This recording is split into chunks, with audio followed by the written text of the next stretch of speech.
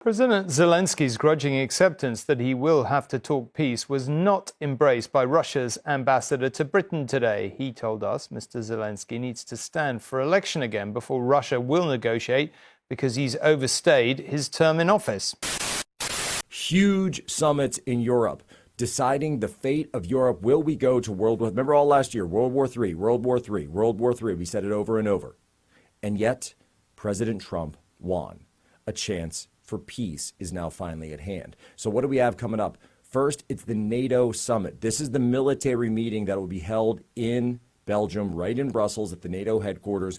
All the ministers of defense for the entirety of the NATO alliance are going to be coming together, as well as some observers. Pete Hegseth is going to be making his first overseas trip to this NATO alliance. And something very interesting was just announced a few moments before the show began today, is what he's doing is the U.S. has now decreed that the Ukraine working group, the Ukraine defense group, is now no longer going to be headed by the United States.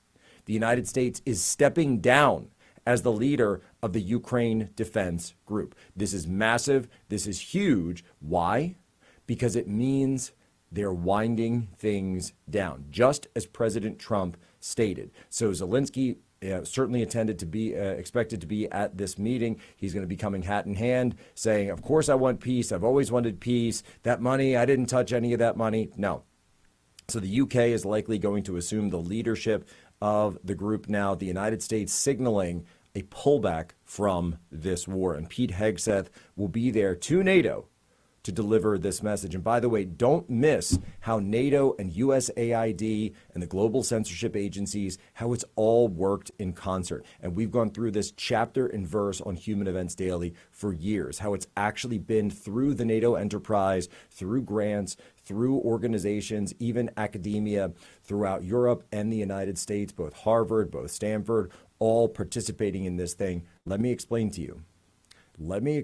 you the key underpinnings of information maneuver warfare. That's what President Trump is doing now. By taking away their ability to do this, you are going to take away their ability to control the narrative. And when they don't control the narrative anymore, guess what? You can't win the war. That's NATO. Number two is the Munich Security Conference. Remember, the Munich Security Conference, this is where the NATO expansion was announced all the way back in 2007.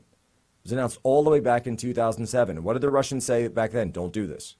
The Russians back then said, don't do this. Do not test us. Well, we did.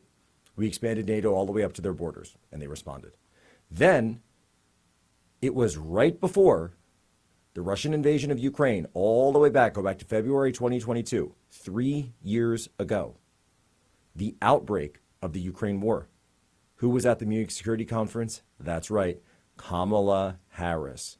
You see, Kamala Harris wasn't just in charge of the border. She was also the one who was supposedly going to solve the Ukraine crisis. Well, good job, Kamala Harris, because what did she do? She went to the Munich Security Conference and she declared that Ukraine will be allowed into NATO. And we all saw what happened pretty much the very next week. Russian tanks that were all massed on the border rolled in and said, we'll see about that. By the way, so breaking news, dailymail.com has this report out. Absolutely huge. Trump's peace plan for Ukraine just leaked. And according to the report, it looks like it was leaked from the Ukrainians, from the Ukrainian side. Here's what we're seeing. Top lines. Ceasefire by Easter. President Trump aims to have Zelensky agree to a ceasefire by April 20th to stop Russia's advance. NATO membership. Ukraine would be barred from joining NATO under the plan. Territorial concessions. Kiev would recognize Russian sovereignty over annexed lands and withdraw troops from Kursk, which is in Russian territory. Demilitarized zone. European, possibly British troops would police a new demilitarized zone with no U.S. involvement. By the way, I've been telling you about this for almost a year at this point. A Syrianization with NATO troops on the line.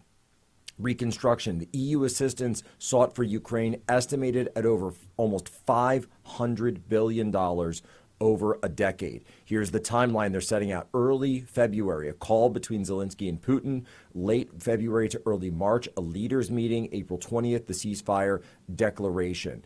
Additional continued support. Now, this is big. This is big. Continued U.S. military aid for Ukraine with a pathway for EU membership by 2030. Now, this is a framework. This is a patchwork, of course. Obviously, this is the opening bid for any of this. I think that it sounds quite a bit like what we're hearing from the American side, but of course the enemy gets a vote. So what's Ukraine going to say? What is Russia going to say? Will they agree to these terms?